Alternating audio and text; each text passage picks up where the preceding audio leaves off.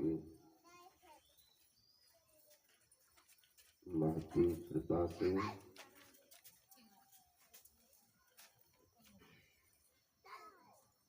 हम लोग आज यहाँ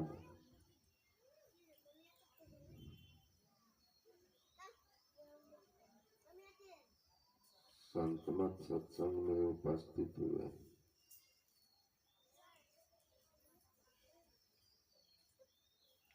बहुत पहले हमसे रूपेश बाबा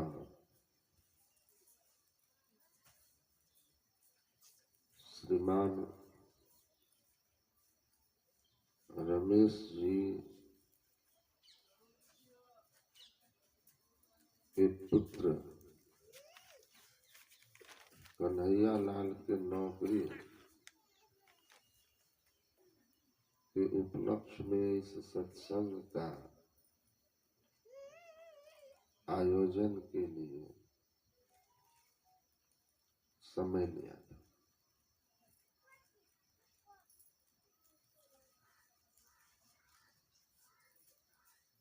थोड़ा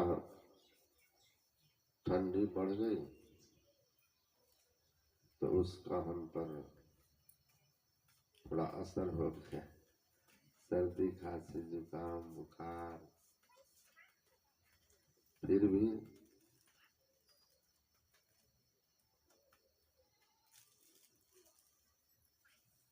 मैं आप लोगों के बीच दवाई खाकर आया।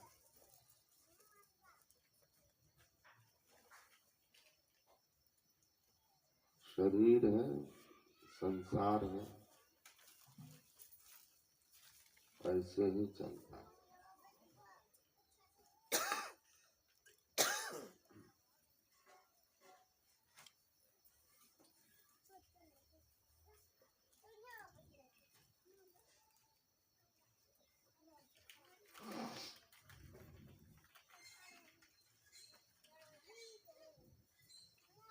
जब तक शरीर में है, जब तक संसार में है,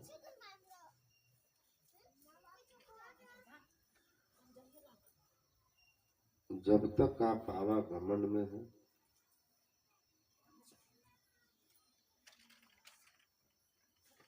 लाखों उपाय कर लीजिए,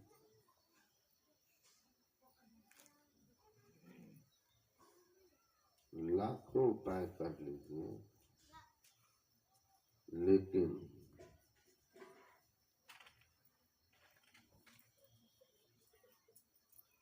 आपको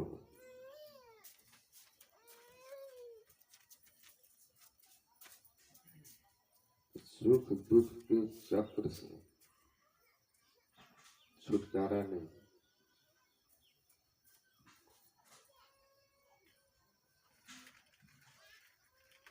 गरीब को भ्रम रहता है,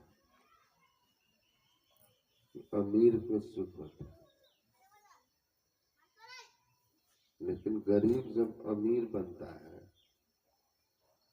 तो उसको महसूस होता है अमीर बन के भी तो वही हाल है।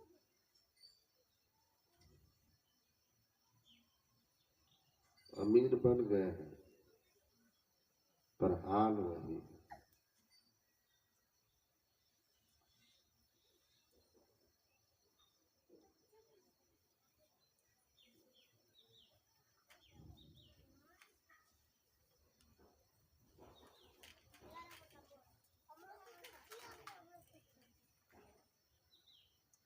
धनहीन कहे धनवान सुख, धनवान कहे सुख राजा को भाई, राजा कहे चक्रवर्ती महाराजा सुखी, महाराजा कहे सुख इंद्र को भाई, इंद्र कहे चतुरानंद ब्रह्मा सुखी, ब्रह्मा कहे सुख विष्णु को भारी, तुलसीदास विचार कहे हरि भक्ति बिना सब जीव दुखा।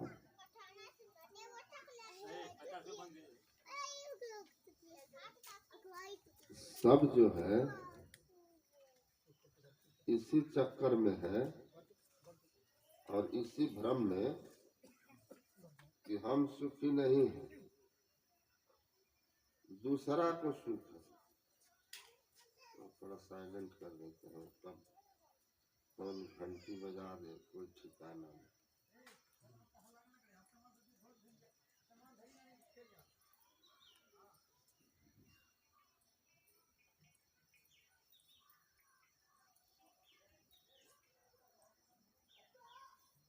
कि आगे वाला सुखी है, ये भ्रम बना रहता है।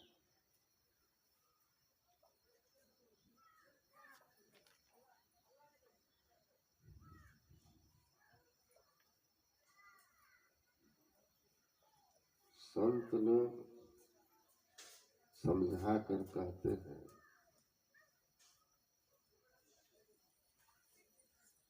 कि धरती वालों की बात छोड़ो, गरीब को अमीर लगा, अमीर को राजा लगा, राजा को महाराजा लगा, ये हद तक तो धरती की बात है ना, ये सब धरती की बात है।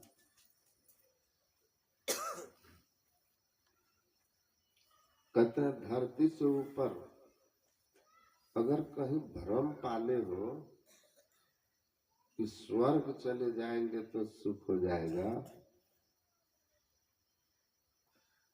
तो स्वर्ग में जाओगे और स्वर्ग के राजा बन जाओगे, इंद्र, तब भी सुख नहीं होगा। और मन में यह भ्रम रहेगा कि ब्रह्मलोक का मालिक ब्रह्मा जी सुखी। अब ब्रह्मलोक में ब्रह्मा बन गए तो मन में भ्रम होगा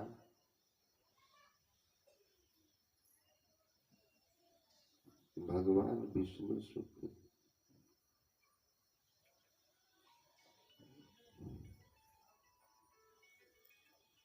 भगवान विष्णु सुखी है।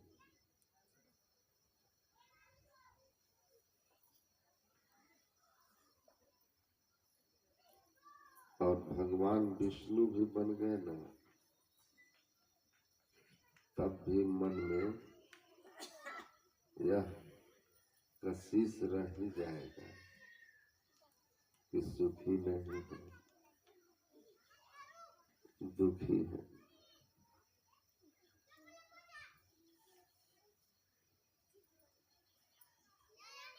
आप सुखी होना चाहते हैं तो जिस अवस्था में है,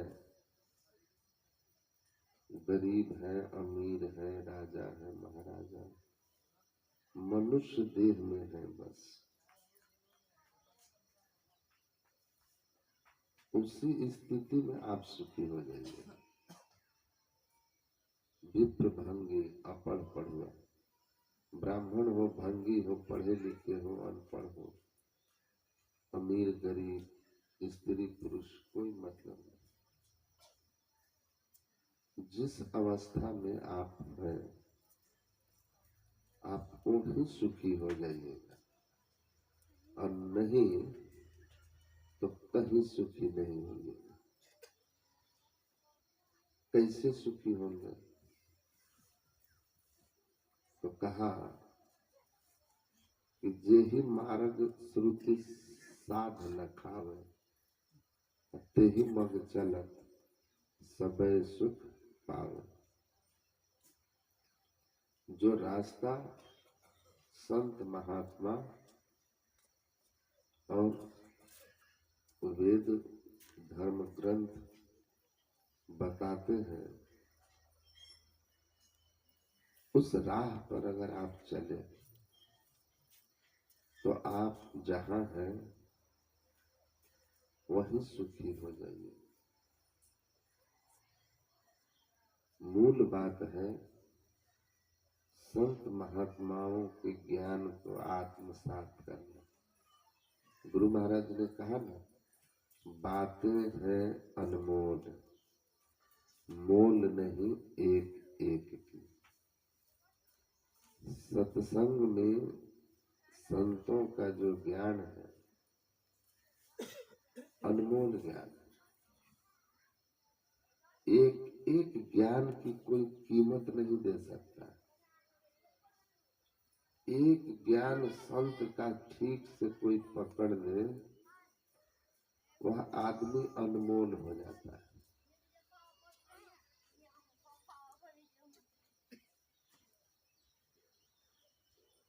अमीर आदमी अनमोल नहीं होता है।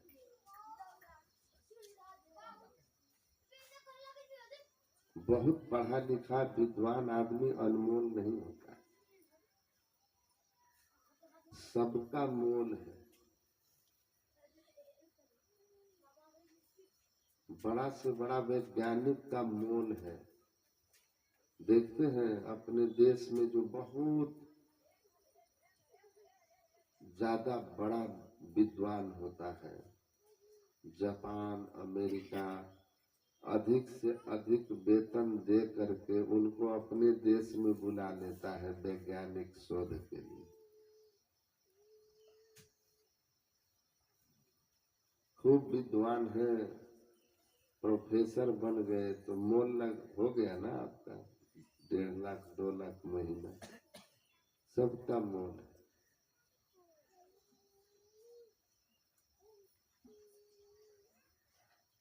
सबका वैल्यू तय, कीमत सबका लग जाता है।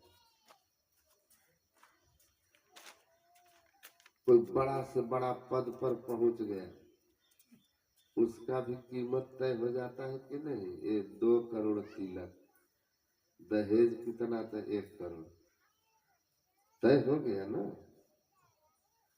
कोई अनमोल नहीं होता। अनमोल जिसकी कीमत नहीं लगाया जा सकती।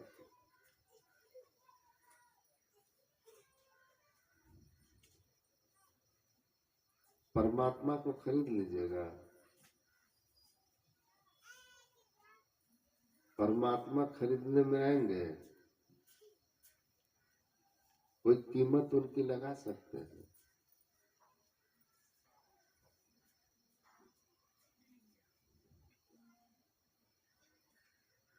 सारा संसार परमात्मा का है।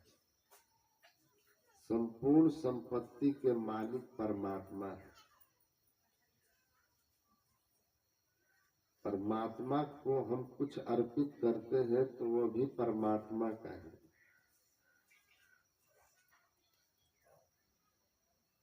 बस उन्हीं का उन्हीं को अर्पित करते हैं तो उन्हें खुशी होती है।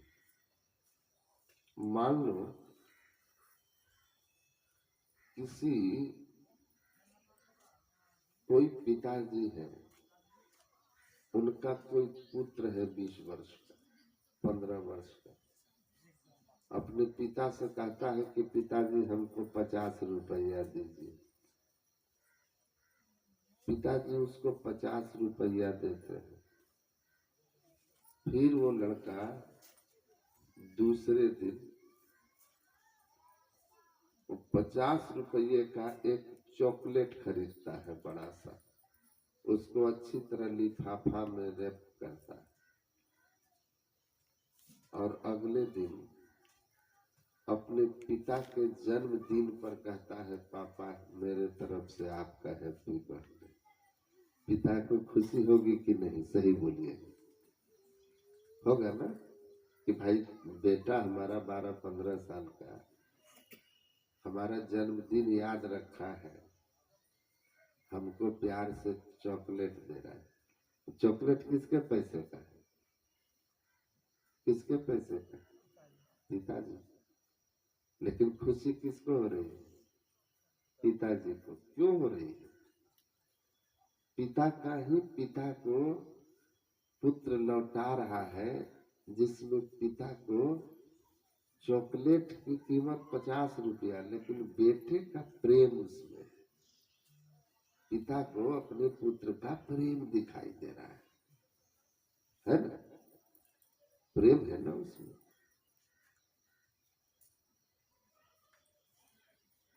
तो पुत्र का प्रेम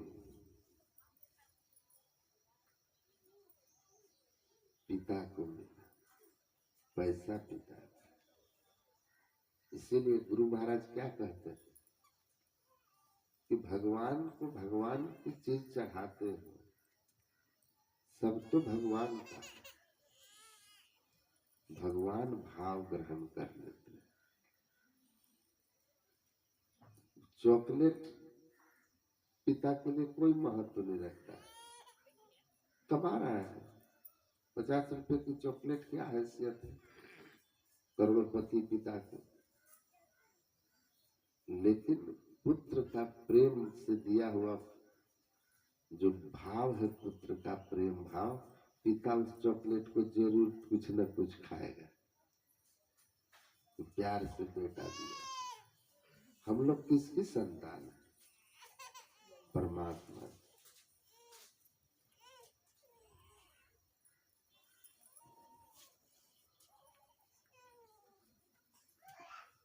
परमात्मा अनमोल है।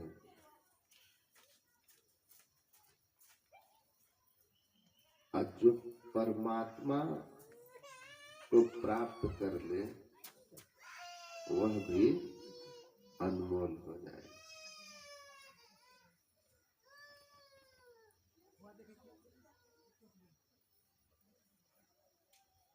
इसीलिए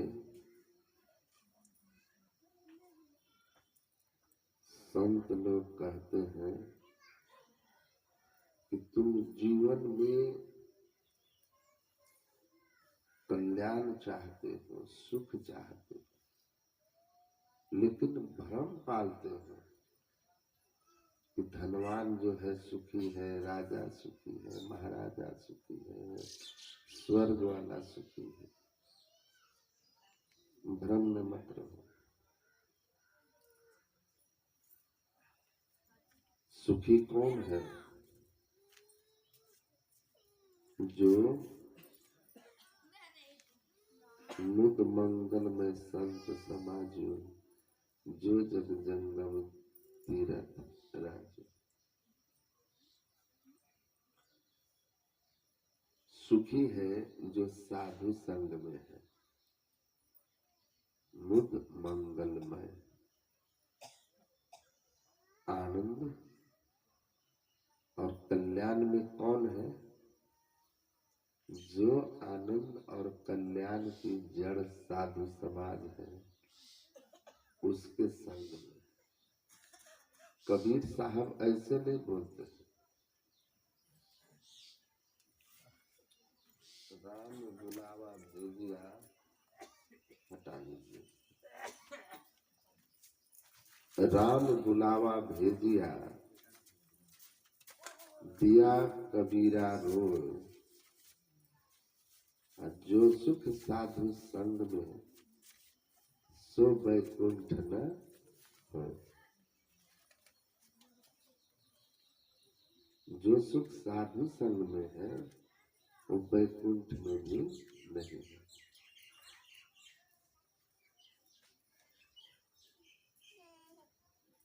यहाँ कल्याण है, आनंद यहाँ है।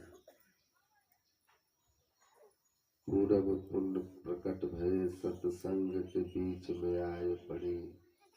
आनंद भये जब संत मिले, वही शुभ दिन वही शुभ घड़ी। शुभ दिन और शुभ घड़ी जीवन का क्या है? जब आनंद मिला,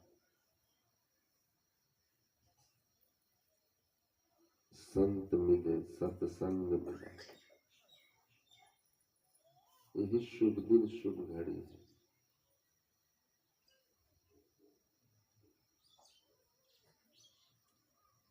सौभाग्य जगता है हमारा।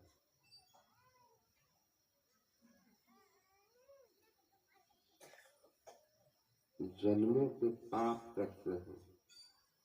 जन्मार्जितानि पापानि नाशमायन्ति वश्वय सत्संगतिर्भवेत् तस्य नान्यथा घटते ही सह।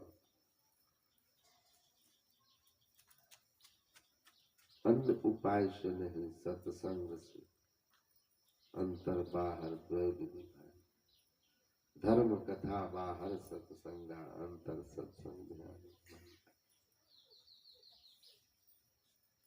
जन्म जन्मांतर के पाप का नाश होता। पंजाब में हम लोग सत्संग कर रहे थे, एक बाबा प्रवचन में बोले, राम बुलावा भेजिया दिया कबीरा रे, जो सुख साधु संग में सो बैकुंठ न हो। जैसे उन्होंने कहा, तो एक किसी मत के मास्टर थे, दूसरे मत के, तो पहले दिन के प्रवचन में ये चर्चा हुई थी कि केवल मंत्र जाप से मोक्ष नहीं होता, बिंदु नाद की साधना करनी है। और वो जैसे अपने यहाँ भी गृहस्थ प्रचारक है, वो अपने मत का गृहस्थ प्रचारक, तो उनको लगा कि हमारे भक्त लोग तो भड़क जाएंगे, हो सकता है पाला बदल के उधर चले जाए कि इतने से काम नहीं चलेगा।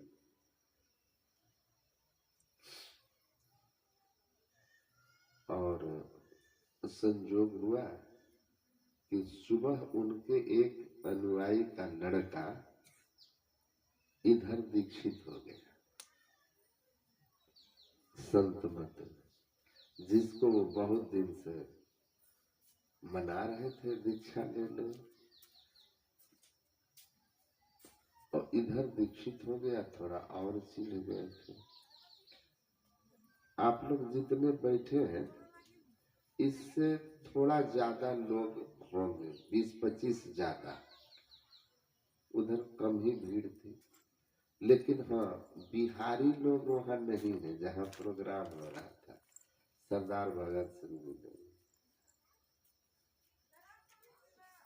90% पंजाबी लोग बैठे हुए थे, व्यापारी वर्ग वाले, बिजनेस विभाग वाले।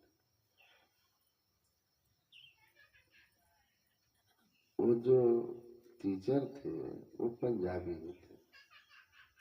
चिढ़ थी उनको कि खंडन कर देते हैं ये लोग, हम लोग खंडन तो नहीं करते थे। मंत्र जाप भी भक्ति है, मंत्र जाप में दृढ़ विश्वासा, पंचम भजन सुवेद प्रकाशा, ये 5वीं भक्ति है, लेकिन आगे भी तो है।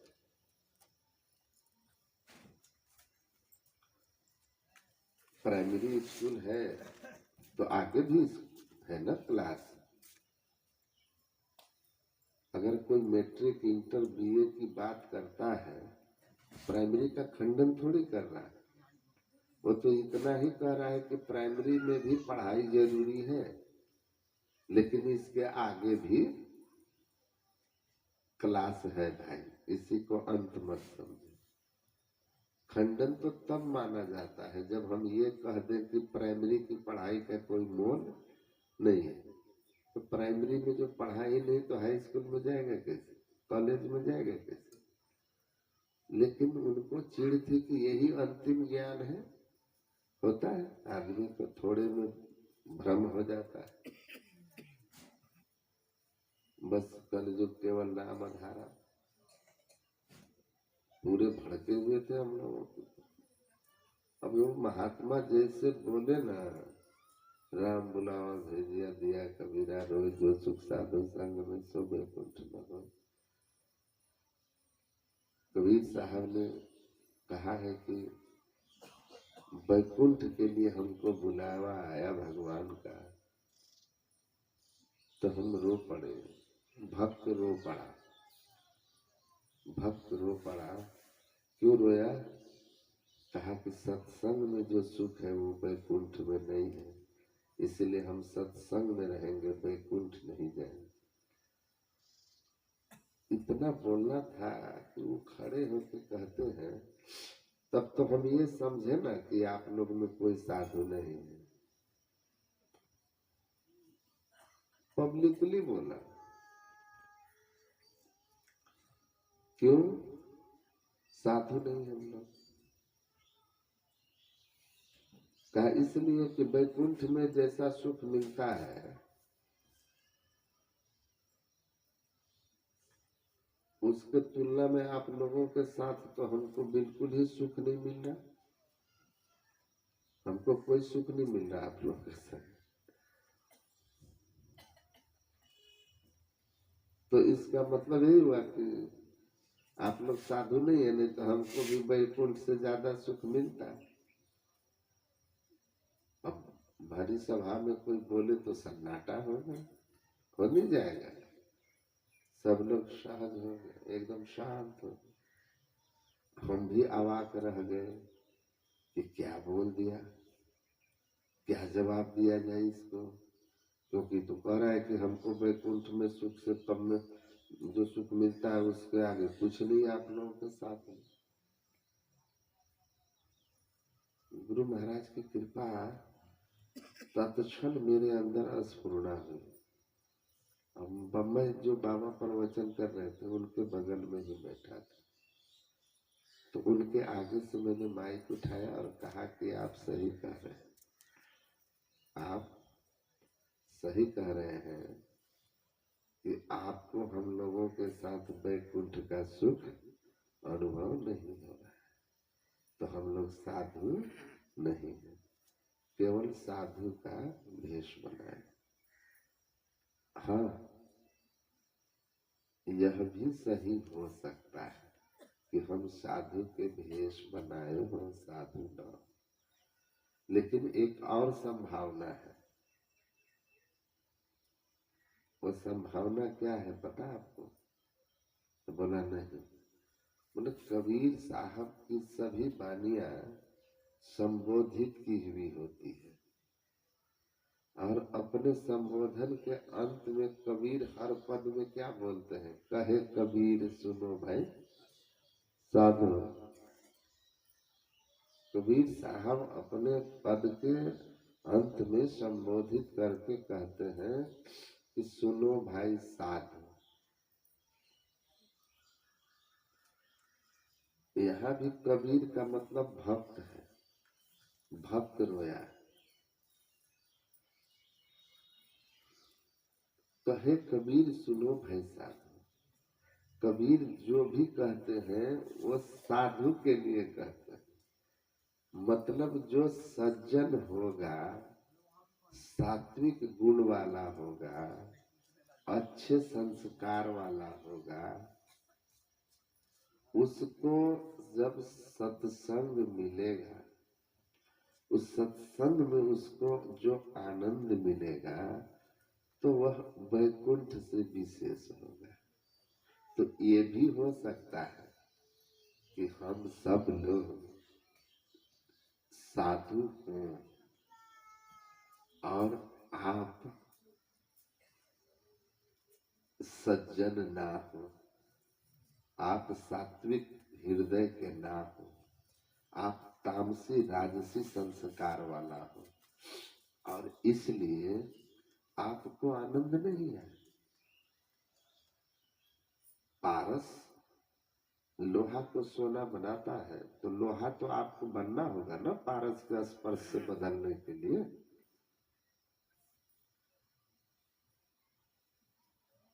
आप रहेंगे काठ कोरो कोयला, तो पारस क्या करेगा? तो हम बोले हम क्या है वो तो हम जानते हैं, जो हम हैं हरि जानत है। जो हम हैं हम जानते हैं या तो ईश्वर जानते हैं, सदगुरु जानते हैं। आप क्या हैं वो आप जानते हैं और ईश्वर जानते हैं। आप अपने मन में देख लीजिए, आप साधु प्रवृत्ति के हैं कि नहीं है। और सब लोग जो बैठे हैं सब भी समझ गए होंगे। इस तरह भरी सभा में इस तरह के सवाल कर देना किसी के साथ, ये कहाँ तक शराफत और सज्जनता साधता है।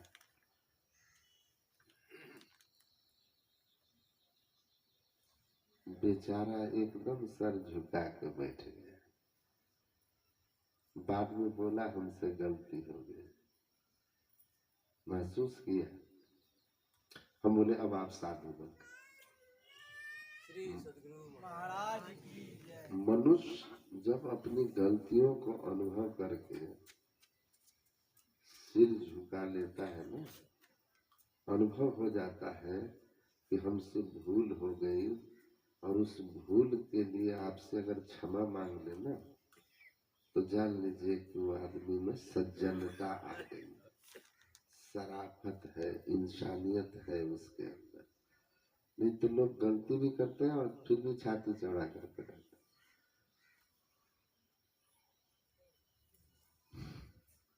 तो सत्संग में आनंद सबको आएगा, लेकिन जिनका संस्कार जितना साफ होगा, पवित्र होगा, उसको सत्संग में उतने आनंद आएगा। उसको पलहु न अनत चैन सत्संग में दिवस है। उसको सत्संग छोड़ के कुछ और अच्छा नहीं लगेगा। उसके पास बैठ के कोई फालतू की बातें करे, निंदा चुगली करे, शिकायत करे, उसका मन खट्टा हो जाएगा। ध्यान सत्संग की बात करे, उसको आनंद आएगा। और ऐसे लोगों से सोचेगा ये भागे जो फालतू में लगे रहते, उकताहट हो।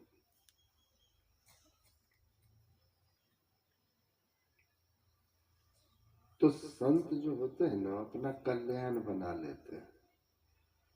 कल्याण मतलब होता है हमारा कल्याण हो गया। इसका मतलब ये हुआ कि कहने वाला कह रहा है कि किसी चीज में वो फंस गया था, है ना। आप कहते हैं ना, कर्ज में फंस गए या किसी चक्र में फंस गए, किसी केस में फंस गए झूठे, तुरंत अगर आपको उससे छुटकारा मिल जाए तो आदमी कहता है हे भगवान, मुक्ति मिल गई, कल्याण हो गया। कल्याण का मतलब छुटकारा। जहां फंसे हैं वहां से निकल जाना, भला हो जाना।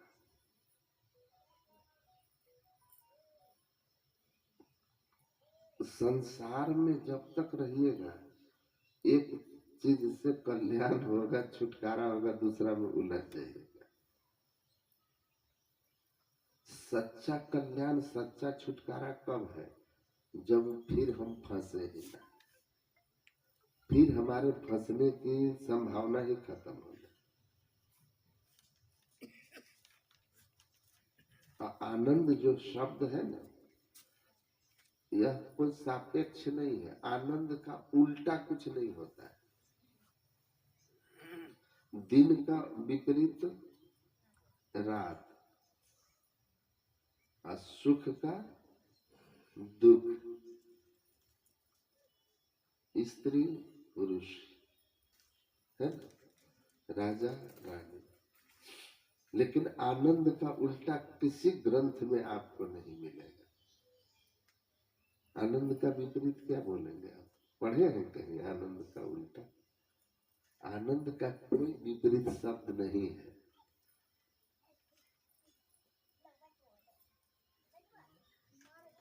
इसलिए कि जिसका आनंद जिसको एक बार मिल गया, अब उसके जीवन में दुख आएगा ही नहीं, उसका विपरीत होता ही नहीं। आनंद स्वरूप ईश्वर है। आनंदम बीजानियात सच्चिदानंद रूपाय, सतचित आनंद स्वरूप ईश्वर है। जिसको ईश्वर मिलेंगे उसी के जीवन में आनंद आएगा और उसी का सच्चा छुटकारा कल्याण होगा। संत के जीवन में आनंद है, संत का कल्याण हो गया है। तो जिसके जीवन में आनंद है, जिसका कल्याण हो गया है, वही न किसी को कल्याण कर सकता है। जिसके जेब में पैसा है, किसी की मदद वही न करेगा पैसे से। किसी के पास ज्ञान है तो आप जाएंगे तो ज्ञान से आपकी मदद कर देगा, पढ़ा देगा। किसी के पास पावर है, सत्ता है, पोस्ट है, पावर से आपकी मदद कर देगा। जिसके पास पैसा नहीं तो आपको पैसे से कैसे मदद करेगा? जिसके पास ज्ञान नहीं वो अपने ज्ञान से आपको कैसे मदद करेगा? जिसके पास आनंद नहीं वो आपको आनंद कैसे देगा? जिसके पास सुख नहीं वो आपको सुख कैसे देगा? भागवत में पिंगला नाम की एक वेश्या की कहानी आती है। दत्तात्रेय जी महाराज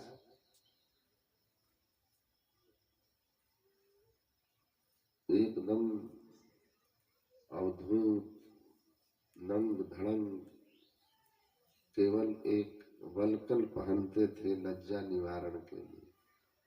पूरा शरीर खुला भभूत लगा हुआ मस्त महात्मा अवधूत। मिला कुछ तो खा लिया, नहीं तो एकदम भजन में लगे हुए जमीन पर सो जाते थे। आकाश मेरा घर है ऐसे भाव में रहते थे। भजन के रस में डूबा हुआ, भक्ति का आनंद में, ईश्वरीय आनंद में डूबा हुआ। एक बार गलती से या अपनी मौज से भला करने के लिए पिंगला नाम की एक वेश्या जिस गली में रहती थी उधर से ही निकल गए। रात काफी होने को है, लोग सोने वाले रहे हैं और वह जो वेश्या थी पिंगला, वो अपने कोठे के बाहर बैठकर इंतजार कर रही थी। इंतजार कर रही थी ग्राहक का, पैसे के लिए। यद्यपि उसने इस व्यापार से, कुकर्म से बहुत धन कमा लिए थे, बड़ा सा कोठा मकान बना लिया था, उसके पास सोना चांदी जेवर बैंक बैलेंस जमीन सब कुछ कर लिया था, बहुत सुंदर थी। पर उस दिन कोई ग्राहक नहीं आया, पैसा नहीं आया, तो देर तक बैठकर इंतजार कर रही है कि कोई आए। और इतना ऊंचा रेट था कि केवल अमीर ही जा सकते थे। दत्तात्रेय जी एकदम मस्ती में तभी वहां से निकलते हैं। संत दरस जिमी पातक तरह नजर पड़ती है दत्तात्रेय जी महाराज पर। उनके शरीर से आभा है सात्विक, उनका आनंद जो अंदर में है उस आनंद का एकदम चारों तरफ आभा फैल। पिंगला ने उसके आनंद को देखा, संत के दर्शन मात्र से उसके संस्कार जगे और उसके भाव मन में पैदा हुआ। तन पर वस्त्र नहीं है पर क्या जीवन में मस्ती है, क्या आनंद है। मैंने कहा था ना कि आप गरीब अमीर राजा कोई नहीं है, अभी सुखी हो सकते। बाहरी व्यवस्था के बदलाव की कोई जरूरत नहीं है सुखी होने की। अंदर की व्यवस्था में बदलाव हो जाए, अंदर की अवस्था बदल जाए तो सुखी हो जाएंगे। 3 अवस्था तजहु, चौथी अवस्था में जाइए और सुखी हो जाइए।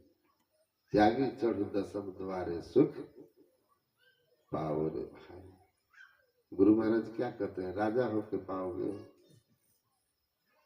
10वां द्वार में जाओ और सुख पाओ रे भाई, सुखी हो जाओ।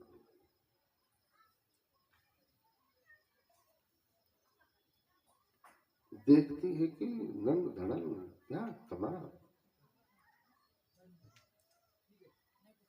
आनंद कैसा जीवन में, कोई चिंता नहीं, चेहरे पर एकदम सात्विकता, गंभीरता, आनंद झलक रहा है, मस्त है। चाह गई चिंता मिटी, मनवा बेपरवाह, जाको कछु न चाहिए सुनसान। और फिर भाव आया कि अगर धन में सुख होता, जिस धन को मैं इतना पाई, पहले मैं गरीब थी, अपने सुंदर देह का मैंने उपयोग किया, महल बनाया, जेवर जेवरात के ढेर लगाए, रुपयों का ढेर लगाई, जमीन जायदाद लिया, पर अब भी मेरी भूख नहीं मिटी।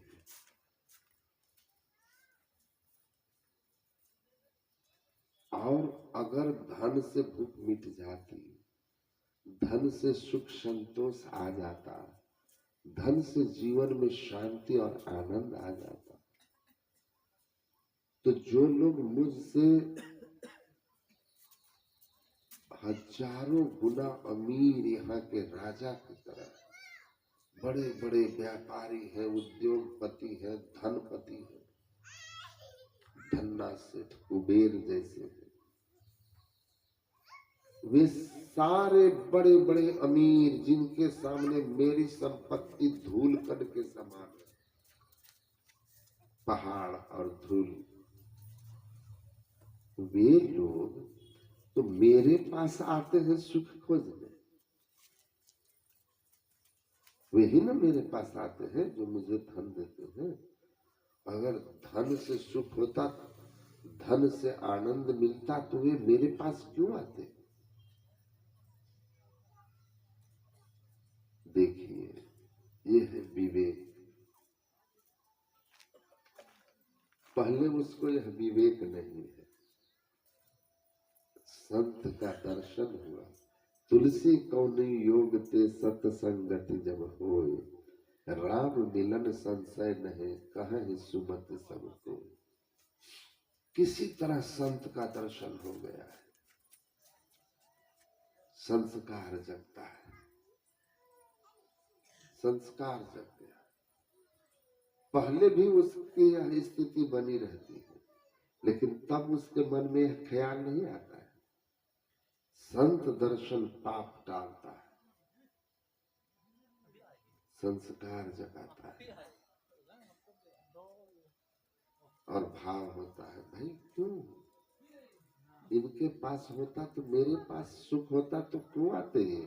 अब मैं वही धनी बनना चाहती हूँ जो धनी मेरे पास सुख ढूंढने आ रहे हैं। धन की नश्वरता का बोध होता है, धन की सीमा को समझ जाती है कि धन केवल संसार चलाने की व्यवस्था है, धन संसार में एक अच्छी व्यवस्था में रहने के लिए है, बाकी धन से कल्याण किसी का होने वाला नहीं। धन से शांतिमय सुख आनंद प्राप्त होने वाला नहीं है। इतना है कि मैं बैठकर भी खाऊं तो भी मैं इस जन्म में खत्म आदि नहीं कर सकती। और ऐसा निश्चय करके जब यह बोध होता है, विवेक होता है, तो दत्तात्रेय को नमन करती है और शांति से कमरा बंद करके और गहरी नींद में चली जाती है, शांति से सो जाती है, एक निश्चय के साथ कि कल से अब धन और धनिकों की मुझे परवाह नहीं होगी, कल से परवाह होगी दत्तात्रेय वाली आनंद की, क्योंकि सच्चा सुख क्या है वो समझ गए हो, वो संत के पास है। राम विमल रस औषधि रहत संत के पास, लक्ष्मीपति अनुपान से करत व्याधि को नाश। आपके दैविक भौतिक जन्म मरण इन सभी रोगों की जो दवा है ना, ऐसा आप कहो कि आपके समस्त दुख की जो दवा है वह राम विमल रस औषधि संत लोगों के पास है। और संत क्या कहते हैं, ले लो रे कोई राम का प्याला, संत लुटावे गले, आवाज लगावे गले। असली दवा संत के पास, वही हमको देते हैं। इसीलिए कहा कि कहाँ भटक रहे हो, भावे जाए द्वारिका भावे जगन्नाथ, साधु संग हरि भजन बिनु कछु न आवे हाथ। कहीं चले जाओ, संत के संग किए बिना कोई उपाय नहीं। सब अमृत बातन की बात, अमृत है संतन के पास। सब अमृत का कहानियां बात है फालतू की, असली अमृत संतों के पास है। इसीलिए हम अपना कल्याण चाहते, छुटकारा दुख से चाहते, जीवन में आनंद चाहते, जन्म मरण का चक्र से छूटना, जीवन आनंदमय हो। का चलते फिरते हुए तीर्थराज प्रयाग साधु समाज में जाइए, तीर्थ संत समाज आत्मा गंग है, तट है शील स्नेह हृदया तरंग है, निर्मल नीर गंभीर ज्ञान धारा बहे, अरे हरे पलटू गुरु दरिया में नहाए तो दुर्मति नारे। निर्मल नीर गंभीर ज्ञान धारा बहे, ये चलते फिरते हुए तीर्थराज प्रयाग है ना, गंगा जमुना का संगम हो रहा है, वहां धारा बह रही है ना, जल की धारा। पलटू साहब कहते हैं सच्चा तीर्थ तो ये चलते फिरते हुए साधु समाज लोगों का संग है।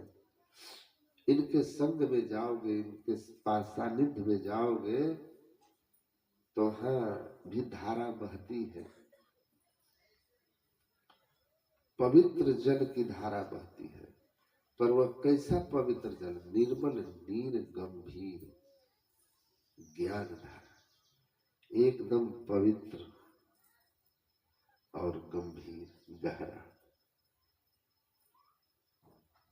पवित्र गूढ़ गंभीर आत्मज्ञान की धारा बहती है। जो बैठ करके सत्संग को श्रद्धा और प्रेम से सुनता है तो उसकी दुर्मति दूर हो जाती है। जाड्यम धियो हरति,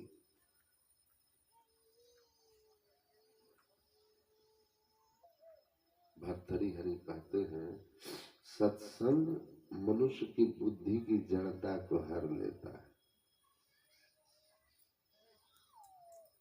दुर्मति हरण हो गया ना, दुर्मति खत्म हो गया, विवेक की प्राप्ति हो गई, पिंगला की दुर्मति दूर हो जाती, विवेक जागृत हो जाता है। तुलसीदास गुरु हरि करुणा बिनु विमल विवेक न होई, बिनु विवेक संसार घोर निधि, पार न पावई कोई। सत्संगश्च विवेकश्च निर्मलं नयनद्वयम्, यस्य नास्ति नरः सान्धः कथं न स्याद् मार्गः। सत्संग से निर्मल नेत्र खुलता है विवेक की। जिसको निर्मल नेत्र विवेक की न हुआ हो, वह अंधा आदमी कौन सा गड्ढा में गिरेगा भगवान ने पता ही नहीं रास्ते का। राम विमल रस मेली के साधु आए, साधु शब्द सुनायो आई, मानो कर दो दीपक दिया, संत से भरम सब जाए। कहते संत आए, राम विमल रस मेली का, साधु शब्द सुनाई आए। शब्द सुनाया, ज्ञान सुनाया, वाणी सुनाई, मानो कर दीपक दिया। अंधेरा में कोई भटक रहा है, रास्ता पता नहीं चल रहा, कहाँ ठोकर लगेगा, कहाँ कांटा है, कहाँ गड्ढा है, कहाँ पत्थर है, कहाँ कोई सांप बिच्छू है, कुछ पता चलता है ऊपर निकाल। और उसी समय हाथ में भटक रहा है कोई, रास्ता पता नहीं चल रहा, डर लग रहा, इधर उधर भटक रहा, ठोकरे खा रहा, दुख उठा रहा, और उसी समय हाथ में कोई दीपक ला के रख दे, प्रकाश पुंज रख दे, फिर कहीं ठोकर, कहीं कोई डर सांप बिच्छू पर पैर पड़ने का, सुखी हो जाएंगे ना, भय दूर हो गया। का संत के ज्ञान शब्द आपके जीवन में, आपके इस अंधकार में भटकने जैसा, अज्ञानता में पढ़ करके क्या सही रास्ता है, रास्ता क्या है मोक्ष में जाने का, सुख शांति आनंद कल्याण का मार्ग क्या है। साधु अपने ज्ञान से आपके विवेक को जगा देते हैं, वह बिल्कुल रास्ता दिखा देते हैं कि ये रास्ता है जहां सुख है, शांति है, आनंद है। तो संतों ने कहा कि ये जो संसार में जो कुछ भी किसी को मिला ना, इस साधु समाज के प्रभाव का फल है। मत कीरति गति भूति भलाई, जब जहि जतन जहां जहि पाई, सो जानव सत्संग प्रभाव, लोक वेद नान उपाव। ये सब कुछ सत्संग का प्रभाव, इसलिए लोक परलोक सब श्रेष्ठ बनेगा सत्संग करने से। श्रद्धा से, प्रेम से सत्संग कीजिए। बाहरी सत्संग रोज कीजिए, आंतरिक सत्संग रोज कीजिए।